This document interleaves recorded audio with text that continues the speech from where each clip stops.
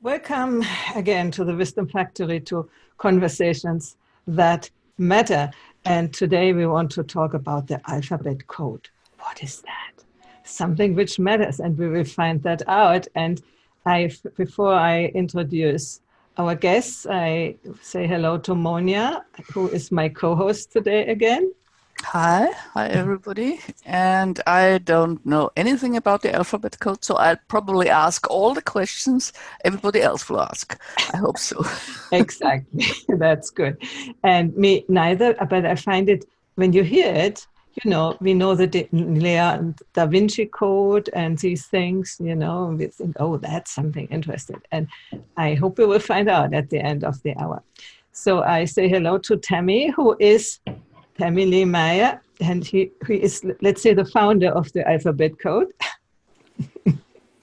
Will you say hello and say a little bit about yourself, and then about Harry van der Velde, who is the collaborator in the alphabet code, as I have understood. Thank you so much. I'm Tammy. I live in what's known as Vancouver, Canada, and I would say I'm a spiritual seeker, but I'm also an advocate for social change. And the alphabet code is a very interesting thing, and I don't know why it works, but it seems to have a deeper knowledge and wisdom that is embedded in it, that carries meaning, deep meaning. And yeah, I'm really looking forward to going deeper. Okay. I'm Heidi van der Velde from the Netherlands. I've known Tammy for quite a few years, but it's almost a year ago that we got engaged more deeply. And the thing that got me into really deep conversations with her was this alphabet code. Because to me, it was utterly nonsense. It could not exist. And I was about to basically trying to debunk it as quick as I can.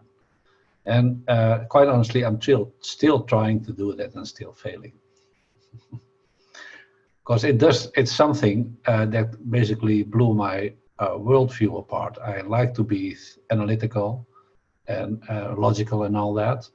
And the point is, and I'm already jumping into it maybe, I'm a graphic facilitator and a graphic designer, and I like clarity a lot. And after a lot of thinking, I'm left with 3 measures to define my understanding. It's logical, and I like it. It feels good, and it works in reality. And those are the 3 measures I've left. And the whole point is that alphabet code really resonates on a and it seems to clarify things I couldn't understand otherwise. It has its own logical coherence, but it just doesn't fit my worldview. With it totally blew my worldview apart. So it was quite influential in my thinking, and still is. And I still don't totally get it, but it's super fascinating, I can tell you, for me at least. That sounds interesting. And I'm, a little bit like you. I like analytic thinking, and I don't believe everything immediately. So you did a big introduction that it blew your worldview. So I think we go over and ask, what is the alphabet code? So the alphabet code is a series of meanings that each letter has. That is a deep, essential meaning. So A would be all that is and all that is not. So the notion of everything, which includes unity, which includes indivisibility, those aspects of what all that is and all that is not is. And then B is moving from that state of wholeness to a state of being, a discrete, separate part of reality, representing the two-ness of things, so duality, self and other, mirror, teacher. And then C is seeing, to perceive, that third point, that third perspective. And so there's these fundamental meanings that carry through each letter of the alphabet. And they tell a story. They tell a story about us really being present with our consciousness in a different way.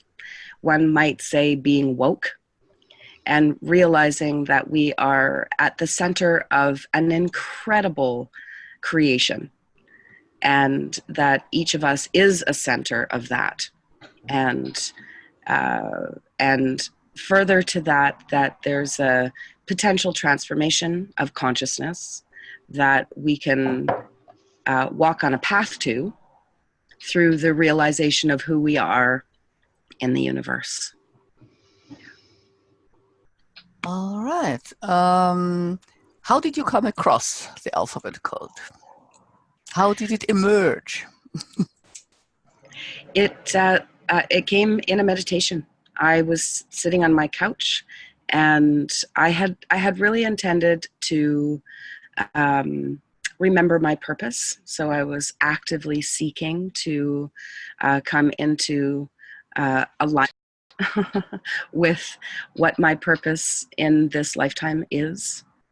And in about a half an hour, I perceived the alphabet code. So the alphabet code is not something that I created. It's something that I perceived. That's how I understand it anyway. I'm not smart enough to be able to make it up all on my own. I think it really is a perception of dimensional reality as it relates to consciousness and humanity that I was able to see. And so I had about a minute for each letter. And what I received in that minute was like when I received the alphabet code, I've been very careful not to weave in a lot of other known systems so that I can express it as itself, not overly influenced by other systems of meaning like the Kabbalah. But that is what it most closely resembles, definitely. I was going to ask Harry, is it that what blew your mind, that this can come out of a word, or what is it? You must, yeah. It's, amongst other things. The whole thing is that it's, how is it possible that somebody receives such a body of knowledge that's so coherent and consistent and makes sense while it's nonsense? And it seems to resonate with something that's not from this world or totally in this world, but yet seems to convey another truth, another viewpoint. And basically, to me, it starts conveying a total change of my paradigm. Hey, Harry, it's not what you reality is not what you thought it was. It's the other way around. It kind of turns my worldview upside down. I can go into that later maybe, but it's this, then she gives me words, and then I look at it. Well, really, yeah, I never looked at this word with this meaning, but this makes sense. But then I had to shift my way of my meaning making and my paradigm and my frame of reference, just skew it a bit, and then until it basically didn't make sense, while this thing itself kept making sense. It kept being coherent. So I'm wondering, Tammy logically used English for that, no? Did you try it in Dutch? What does a tree mean in Dutch? I mean, when you use the Dutch word or the German word or whatever, is that then coming together somehow? It seems to. What is tree in Dutch, Harry? Well, maybe for the ladies, she'll try the German word Baum. Baum, yeah. It's B-A-U-M. Yeah. Okay, so its identity is being. Its beingness is all that is and all that is not. Its role is containing, and its form is the natural cycles of the universe. So it's being all that is, containing the natural cycles of the universe. That's the M is the natural cycles of the universe, like in Yes. on. Yes. Mm-hmm. Yeah. Mm-hmm. Oh, But yeah. still, there is a difference in English and in German, because Heidi and I were talking before about the difference even in German and Austrian German. Yeah, because and dialects, like if we say instead of Baum, you say Baum. In Austrian, it's a Baum. So, then you leave something out. My goodness. Where can we find the list of the alphabet code? Harry and I have been putting together a first draft of a book, and Harry's made a graphic. Harry, do you want to show the graphic? And so in the next few weeks and months, I'm inviting people into a process of learning about the alphabet code with me. So this is the core piece that Harry designed, and so here it is. I'd love to hear your first impressions of what you see when you see the alphabet code. I first would say, coming back to what we said before, it would so be interesting when we accept that this is true, what you have found out, to find the difference in people, because we were thinking about Germans and Austrians are different, and then even in dialect, so different groups of people. If you can, with their way of speaking, come back to their worldview, that would be amazing. That's in itself not new knowledge. It's already there was a British guy, I think, no, a British Chinese, I don't know, who mapped British meanings and then put the Chinese meanings on top of them, and they're not on the same place. Mm-hmm. So can we we give, just? yeah. Sorry, Can I share for a second? because I'm trying to. Now it's gone. But you had you want to see more? tiers. You had first tier, second tier, yeah, and sure. third tier. Yeah, here it is again. Mm-hmm. So what does that mean? May I, Tammy? Well, in trying to, I'm a graphic designer and try to use visual thinking in order to understand the alphabet code. And she grouped the words in triads first, and then in tiers. And in order to distinguish them more properly, I gave them colors. And the first tier and the second tier and the third tier are basically like 3 iterations of a similar set of meanings. And Tammy, can you tell you more about it? And that's why I gave them 3 colors. So for me, it was in order to navigate. And below that, you also see the numbers. Yeah. But numerology is also very much part of the whole thing. But I'll let Tammy explain more. Tammy?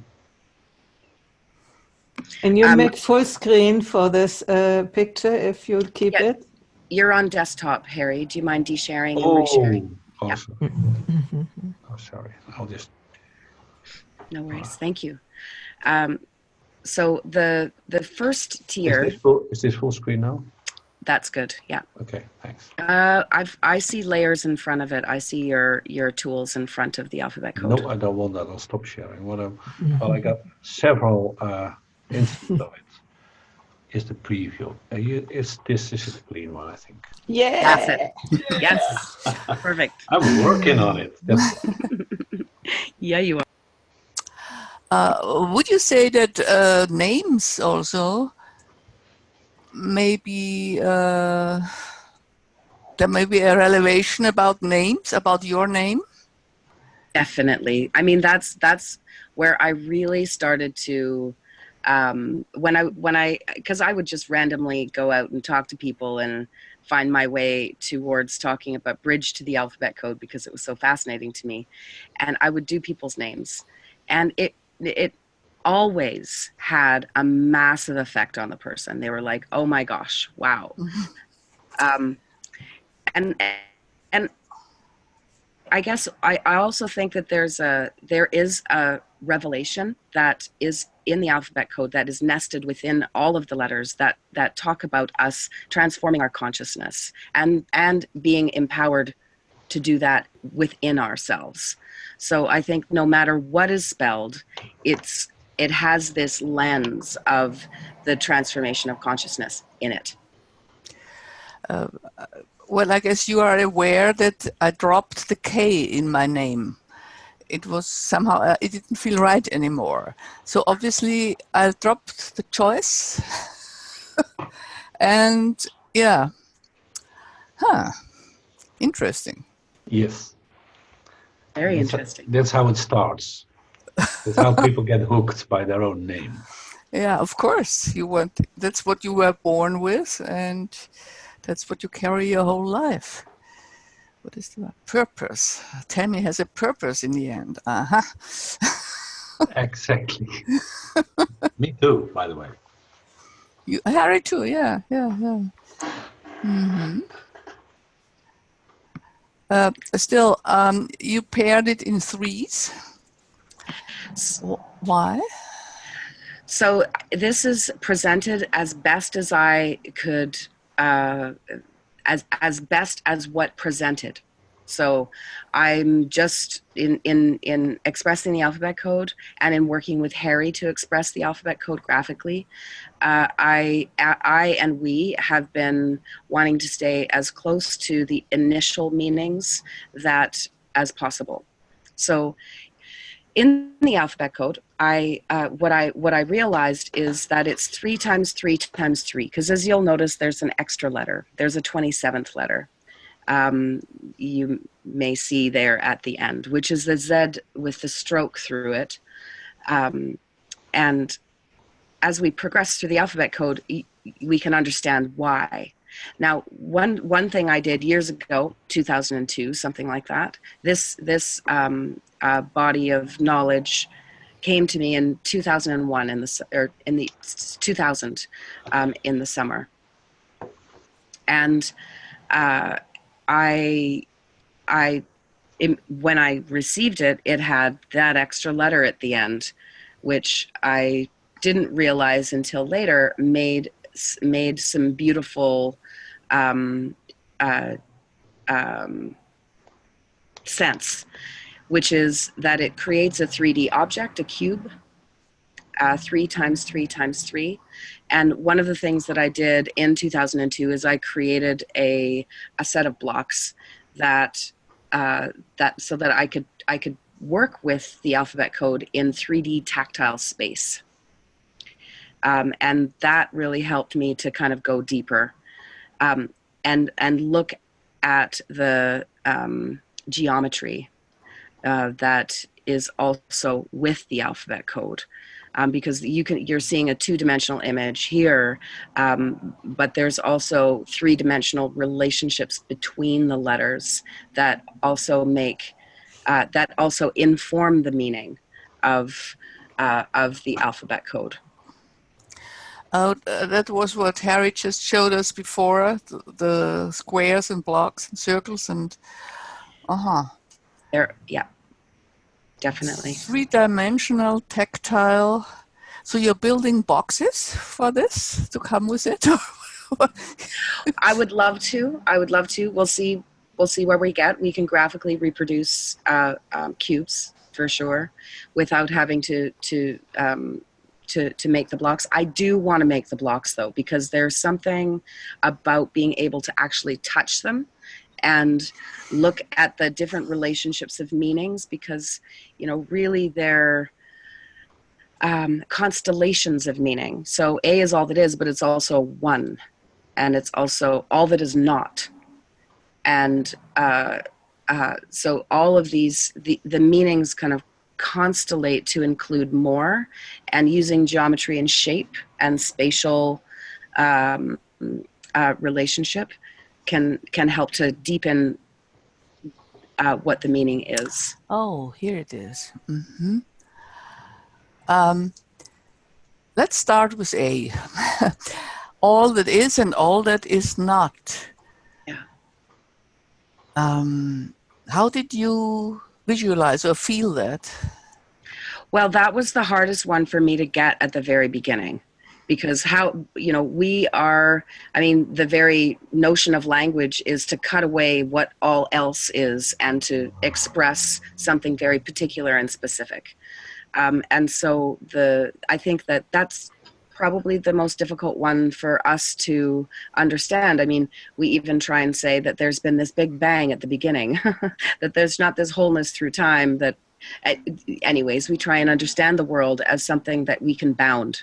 But the notion of all that is and all that is not is a completely unbounded, eternal wholeness that it creates a difficulty, I think, for the human mind to really grasp and understand. I'm still, of course, my reference is the Kabbalah. Yeah. And the first word of Genesis, Bereshit, which starts with a B, which receives. And A is actually, Aleph isn't really, you can't really define it. Mm-hmm. So all that is and all that is not, is this a way to define maybe a way the ineffable? Yeah. Yeah. I think so. That's what we try to talk about all the time, talking about the ineffable. Yeah. Harry, can you go back to the full alphabet code for a moment? So one of the things that I really get with the alphabet code is that it's three things. It's a way for us to understand our own consciousness. It's a way for us to understand the world as described through words and to kind of have that mind-blowing thing happen that happened for Harry. And it's also a way for us to collectively transform our consciousness and wake up to really who we are. And the fundamental part of that is this first tier. And so as I am able to understand that I am, so if you start the first tier with an I am statement and say, I am all that is and all that is not. I am being. I am seeing. I'm form. I'm energy. I'm in relationship with all else. I'm essential, eternal, and complete. This begins a process of self-realization, of that I am a center of consciousness myself. And the second tier rather, is about the tools that I can use. So I create, I choose, I inform the world with my passing. I'm in the natural cycles of the universe. All that happens inside me with a boundary. And I think I'm on a quest and I'm activating. That's the second tier. And then the third tier is I am connected. I am present. I contain, I can hold. I'm the sacred chalice, the sacred container. And I'm experiencing flow. I'm in flow, understanding this change for a reason, for a purpose, the paradigm shift and that critical pathway through the paradigm shift. So that encapsulates the alphabet code in terms of our personal work, which is the first tier, the tools that we can use to choose and create and really go on this quest of activating our thinking together. And then the third tier being, how do we connect that all? And who are we really? For what purpose? And what is this paradigm shift that we're talking about?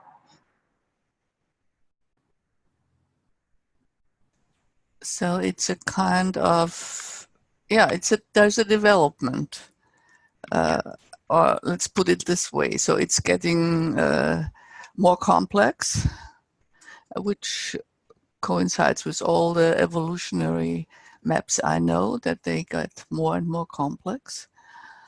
I'm still wondering about complete. If I is complete, what else do you need? Harry? Exactly. That's a great comment. I will share my experience with it. Well, I thought it was rather ambitious to call myself essential, eternal, and complete. But if you go to the most advanced spiritual learning, it all points to that same point, that I am who I am and that I am enough. And I'm just one of shards of the divine, just like you are. But taking that totally seriously and embodying that requires a total presence and a total responsibility of who you are and living that to the fullest being complete. So it's basically not only a definition who we can be or who we essentially are, but also an invitation to really be that way. I'm a translator, so I'm bound by language. And if I look at it now in German, complete ich, I, complete, sie, eternal. My goodness. So Germans are much more deeper. The German language is a complicated language and a very deep one. Yes. And you can say things much faster in English. That's my impression. I've lived in the States for 9 years. But you don't go really deep down. Oh, good. This, yeah. I see eternal. When will your book be ready? I'm hoping in the next few weeks. Harry and I are working on these on the graphics and the different graphic representations, as well as tinkering with the words. So what I'm doing is inviting people to participate in a cohort, so that we can co-learn together. Because I have my understanding of it and my lens that has to do with how I understand the world.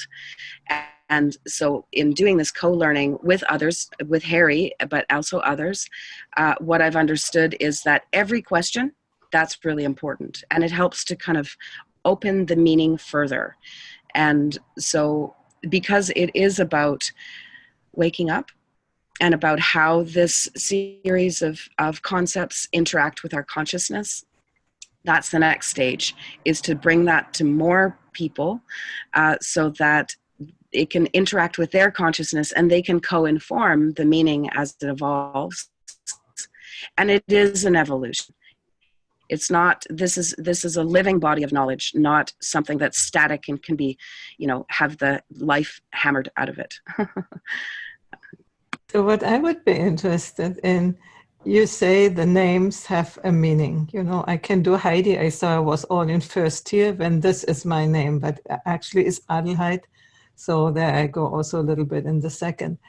But do you think that our names, we didn't choose them. Somebody chose the names for us. Is there some connection? Did they know what they wanted to give us as a task for life or whatever? Just it's a speculation, but I wonder what you think about that. Well, it is interesting. And even the notion of the alphabet code, that this could be true, that each letter could have a meaning, it has that same question embedded in it. How could that be? And how could it be that when your parents named you Adelheid, that could have any meaning for your life? And yet, names are very meaningful for people. And so the answer is, I don't know. It doesn't make total sense to me in terms of linear, logical ways that we understand the world. But does it have a felt resonance and a felt sense of truth? It does for me. And I think that's really why I want to work with others, is to really kind of plumb the depths of what that means to other people and where its limitations are, or if there are any. One of the things that I've realized, just to speak to the other language parts of things, is that in looking at it in Dutch, because Harry and I are spending a fair amount of time together, and I've been really looking at the Dutch language, is the Dutch people use Z a lot more than we do in English. So self is zelf with a Z at the beginning. And so Z is whether it's the first Z or the second Z, I guess that's a bit of a confusion, but regardless, it means the paradigm shift. And so Dutch people have had to literally shift the paradigm of water being on their land. So they've actually had to live this shift of paradigms. And I see so much more of Z in the Dutch language. So these are some of the things where I look at the kind of cultural effects or cultural meanings that emerge as you look at as I look at different languages. And yeah, it all kind of makes me go, that's interesting. Okay, well, and people right now with climate change and the rising sea levels can learn a lot from the Dutch and how they have been able to manage rising sea levels over decades and centuries. So this kind of this thing of when of finding the solution and shifting the paradigm as a nation, as a people. When I saw that, I was like, interesting. That makes sense to me. Now I have another question. There are languages like German who have different alphabet like and and things. How would you see that? Ideally would be induce a person in every language to get these letters, download these letters too. Yeah? In the meantime, would you just leave the points on top away, leave them out, as I do when I'm in Italy? From Hörnlein, I become Hornlein. But so with other words, is it more the letters or is it more the sound? Or is it more the form of the letter? And what exactly is the basis of that?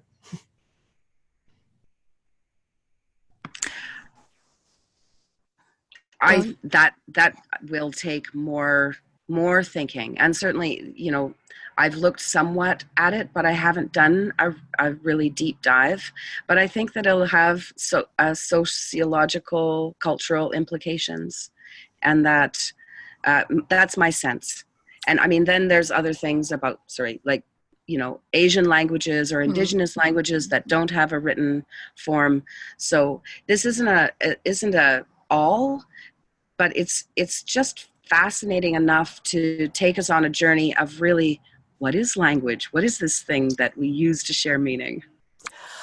We can look at my name. I usually, in America, we drop the E, but now I write it U and E, the U. So, of course, it's a completely different sound, the U and the UE. So, you mentioned that you would like to establish groups. Will these be webinars, or how are you planning that? It's still in development, but my idea so far is that I'll create a digital file for each person to be able to read. So I've got about a 35-page document where I write about the overarching view of the alphabet code, some stuff about the letters and the maths, and then each letter I do a deep dive. And this is the piece that Harry and I are working on together. So he's doing the graphic representations as well, which is a huge part of it because it's a felt sense when you look at. Harry, do you want to show us some stuff? Sure, I can share this document we're working on. Great. Just a quick overview to get an impression where we are. Perfect. Yeah. So what I'd like to do is have everyone have their own copies so that they can play around with it in whatever way that they want. And so yeah, there's the intro, and then there's these different ways where Harry and I have expressed the meanings of the alphabet code. There's these graphic representations. This one's neat. here. I really like this one. This is the one that is the model where the words can be built on this sort of folding schema, which, well, I mean, there are reasons for that in terms of how the meaning's expressed, but it's a little bit more further along down the road of learning.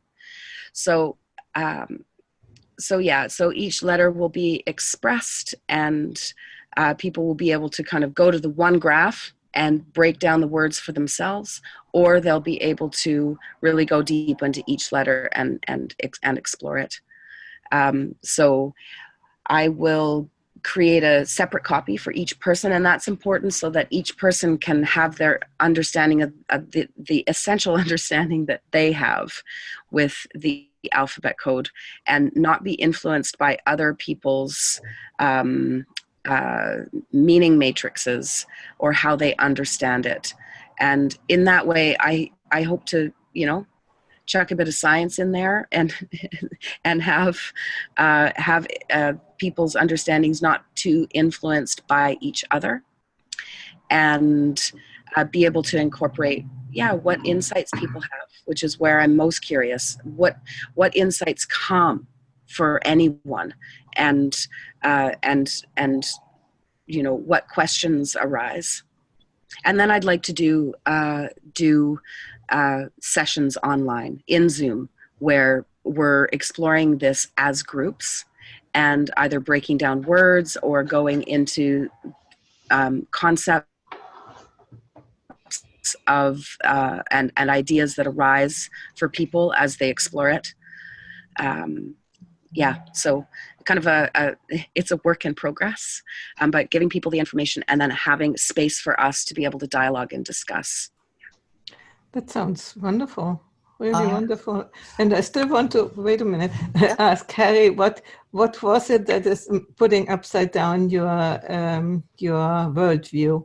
For me, maybe I'm already in a different worldview, I don't know, but I can say, yeah, okay, that's good.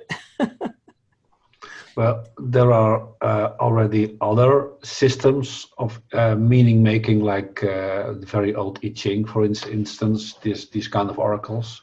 And I don't know why this came into being through Tammy, but in trying to grok what it's trying to convey, I experience this as a different lens, a different meaning making frame to look at reality. And it basically tells me, Harry, reality is not what you thought it was. And the very interesting thing is that there are very old experiences that everything is inside. And what I'm doing, perceiving the world, is basically my projection of my understanding onto the world. And the very interesting thing that's happening these days, that their most advanced scientific interpretation of reality is like the hologram thing and all that, is exactly the same. And the alphabet code seems to point to with getting letters and making words, it always points to the fact that, okay, Harry, this is all happening, this experiential space that I call reality, this 3D space and this dimension of time, that's just the way that you basically see it. All that is being seen. I'm basically creating by seeing. It sounds stupid, but yet it's very consistent, this message. And everything is happening within. The very middle letter in the alphabet code is the N. It says within. So it basically suggests what has been also information coming from other sources. It's all within. I'm just an expression of wholeness in this life, and I experience this disappear in reality, but that's not true. This is an illusion. Yeah, exactly. Exactly. Yeah. That's where I'm right now. It's without the alphabet code. So all right.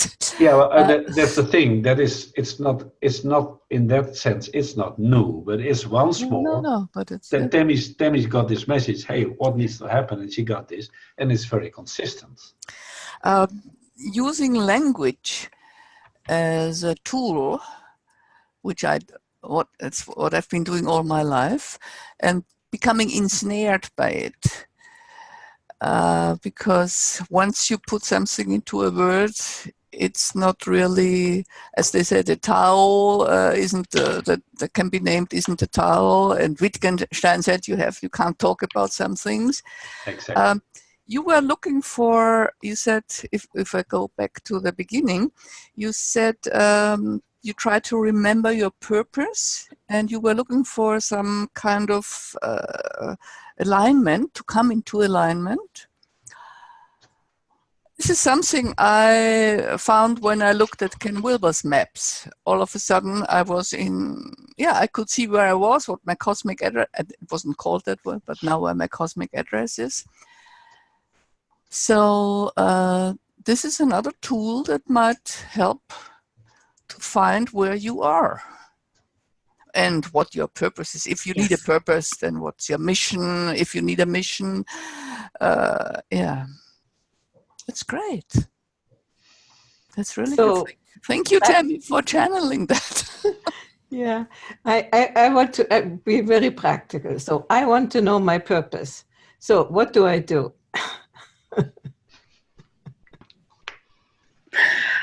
Well, I mean, looking at your name is a great way. And everyone has their own insights that come to them around that. So your name as it was given to you, and then the name as how you use it. So you can look at both of those things. Now, if I take Heidi, it's a 5-letter name. So you're, that, would be about energy. You're, partly about energy. And the first letter is eternal. H is eternity. So there's this identification with eternity, with Heidi. The second letter is your state of being. So again, energy is what sits there. Your role is to complete things. And so the way that you see the world also is to complete things. And so the work that you do with the Wisdom Factory in understanding things, in creating these segments, they are complete kind of iterations of how you see the world. The fourth letter is D, which is form, and it's in the place of form. So it squares itself. So you want to actually make practical physical things. And the I is in the place of energy, and I is completing. So if I look at Heidi, there's a strong purpose on taking this eternity, which is absolutely unbounded and not complete, and bringing it into this state of being, of energy that is complete, formed, and complete. Listening to you, the position of the letters are also important. Very much. And the length of the letters. 5 letters connote something different than if my name is 8 letters long. And yes, yeah. So. Yeah, thank you, Tammy. For instance, would you also analyze a phrase like, what is my purpose, or what shall I do? Would you also do that? Definitely. Mm-hmm. Definitely. Okay. That's interesting. Thank you for that. And it's also interesting. I will go back to it because I don't like Adelheid so much, and I like better Heidi. So I will figure out why is that. Well, I wouldn't call it interesting. I would call it fascinating. Okay. Because it can really turn your mind around. Yeah, I haven't done it yet, the comparison, so I will tell you afterwards. Well, we can. I know we're coming up to the hour, but I think that it does make sense to do the both of them. You've got one layer sitting on top. Perfect. Thanks, Harry. So Adelheid is, I mean, all that is, being in the place of all that is as your identity. I can see that's holding a lot. I would way rather be simply eternal than have to represent and hold all that is and all that is not as an identity. Now the state of being is form. So that also kind of connects to Heidi. in that your beingness is about form. The way that you see is or in the place of seeing, you have energy. So it's important for you to see. The form is to inform. So the form that you take as Adelheid is to inform. And then the energy is eternal. The relationships are about energy. And your essence is complete, and your eternal nature is form. So Adelheid as a flow is all that is form energy, informing this eternal energy of complete form. I'm just looking, so it's identity, state of being, perspective, form, energy, relationship, essence, and eternity. Is there any, all of these terms are connected with something positive? Is there anything negative? Good question. Well, I don't think that they necessarily have that duality of positive and negative. Mm-hmm. Personally, I think they sit outside of that duality. Mm-hmm. But yeah, it certainly does do kind of a transcendent transformation of how we understand duality, because it's pretty present for us in 3D. Mm-hmm. Mm-hmm. Mm-hmm. Yeah. Yeah. I'm aware of the time, but I tried to challenge that as well, doing words like wrong in the alphabet code. Like what? Wrong.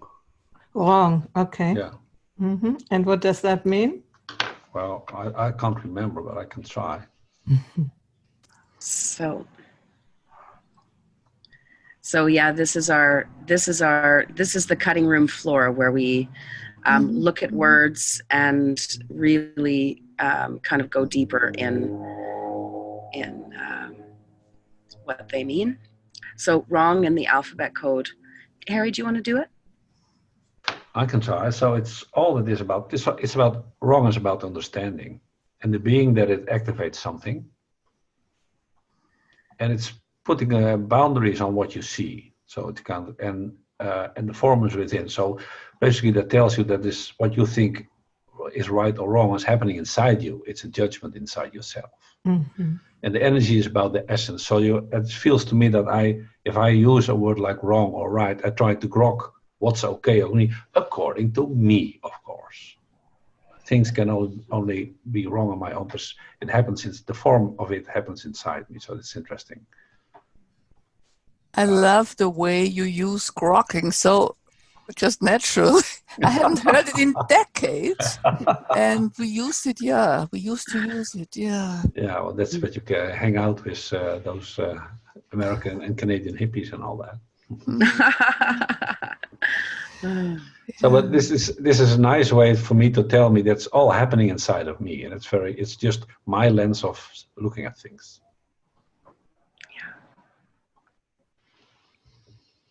So it's a never-ending exploration, like with all the other esoteric systems. I can spend my life understanding the I Ching or so, but it is basically a lens of looking at my understanding of what I am and my purpose and whatever. Well, I can't wait to have a look at the book. This is, let us know when you do these groups, because I definitely would be interested in participating for your research project. And Thank you. write a book about this research, and what comes out of that. That would be really worthwhile. Mm-hmm. I don't want to overdo it, but I want to... No, we still have 5 minutes. That's okay. I want to show another image that's basically a working document by Tammy herself. And maybe you want to talk to it, but I think this is an interesting one to look at. This is a poster Tammy made, and what basically this position is also the alphabet recursive to itself. So it's basically the A is the first letter, so that's about the B, the all that is, and the B is about being. But this way you can make a diagram of 27 times 27 different meanings, and it keeps expanding and it keeps making sense, which is super fascinating. Here she did until 7th. Yeah. So we want to say something more about it, Tammy? Well, with this project, this was last summer, where I really wanted to go deeper into each letter, because what I understood was that, you know, there's not just the one meaning. They kind of cascade out. And I wanted to take it to the essential meaning, which was the 7th iteration. So in the G, which is the 7th letter, means essence. So I really wanted to take it to a completion of the essence. So I really sat with this over a few days and just really meditated and did my best to feel what each progression of meaning would be. And so this really helped to deepen the channel of the flow of information, to be able to go deeper and wider into what the meanings might be. So Yeah, thanks. What I like about it is that it stayed coherent. It didn't lose any coherence at all. Quite the contrary. That was nice. I actually don't really understand it. I cannot see it well enough to understand what you have done. It's just the alphabet code ABC this way, ABC that way. Ah, okay. Mm-hmm. And so I can see that. Yeah, well, it was quite a big exercise, and I was rather critical. And so, okay, when there's that kind of, when it becomes like artificial, I'm a graphic designer, and once you have a graphic design, basically you want to fit everything exactly into the grid, and life doesn't fit into grids. So when are we kind of cheating to make it look good, and when are we totally honest about what it is, the essence of it? So that was I thought was a very useful exercise, is to test the alphabet code against itself. And so the conclusion is? There is no definite conclusion. That's my conclusion. It's like everything. It's an unfolding, and it's a never-ending quest for understanding and deepening our presence and all that. So I don't think there's an end to it. For me, how I would wrap it is that there is an ongoing transformation of consciousness as we wake up, as we remember who we are, and that the alphabet code is a tool to be able to take that into the tools that we use to express into language. So it's surprising. I think about my hand. I have no idea really how this works. Like all of the processes that mean that I can do this is not perceptible to my, it's not top of mind. I'm just making that motion. I feel that language is the same. Language is something that we use as a blunt instrument, but it has a lot more bones, marrow, blood, veins in it than we know. So the exploration of the alphabet code is really to dive into the universal intelligence that wraps all around us and is encoded in the language that we use to express meaning. That's my best guess.